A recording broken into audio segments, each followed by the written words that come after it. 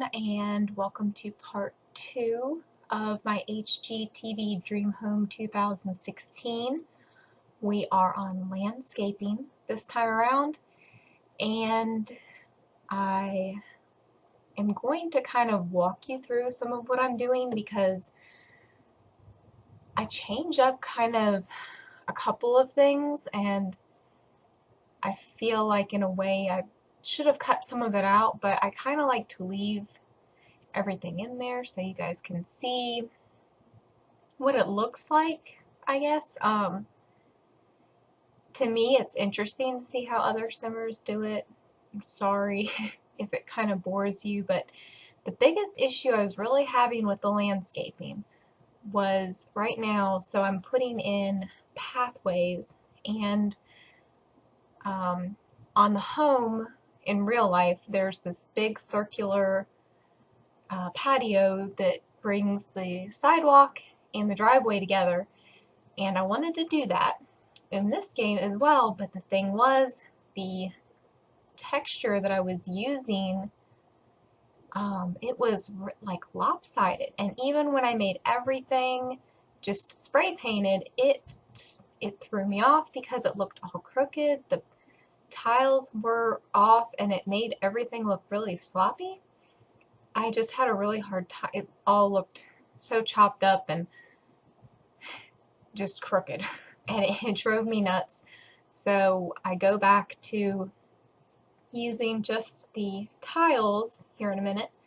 And since I can't actually make circular tiles without them being raised up on a platform, since this home's on a foundation, I experimented with a couple different ways of diagonals. I finally found one that works, so it doesn't really look exactly like the home does in real life, but I tried to get as close as I could with what we've got to work with.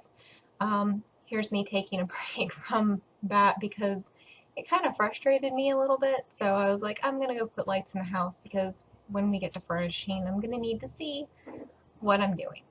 So I figured that that would give me a little bit of a distraction so that I could go back to it with a clean slate, kind of. And sometimes that's what you have to do. You have to kind of walk away from one thing that might not be going the way you want it and come back to it later.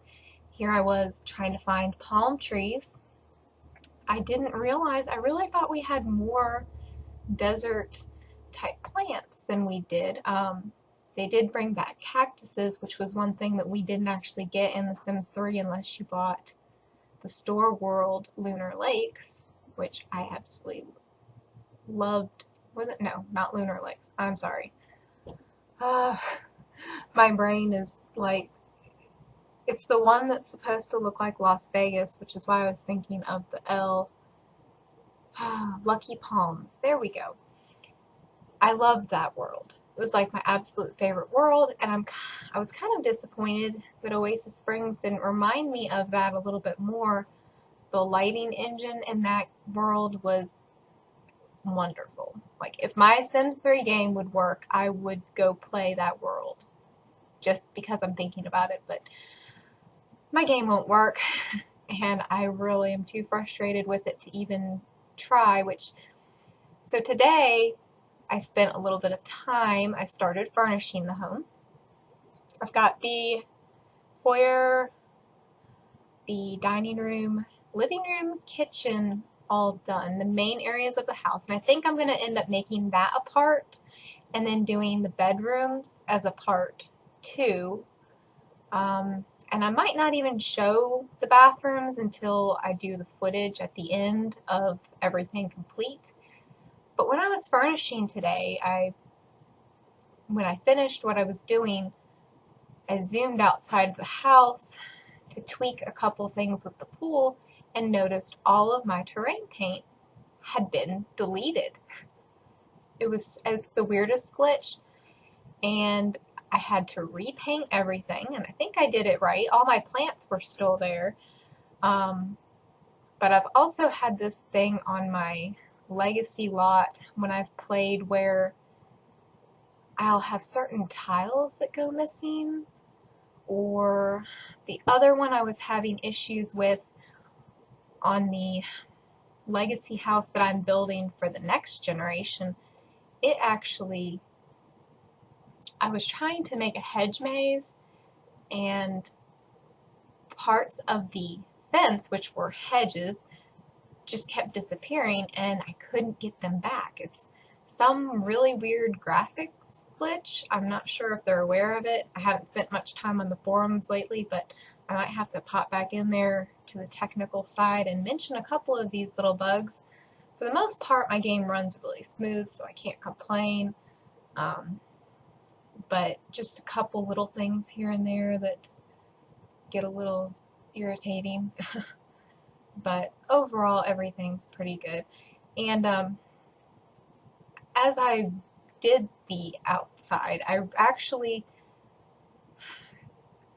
did most of it by just the way that I would normally landscape, but I did reference the pictures from the home, and I noticed when I first glanced at it a lot of pink.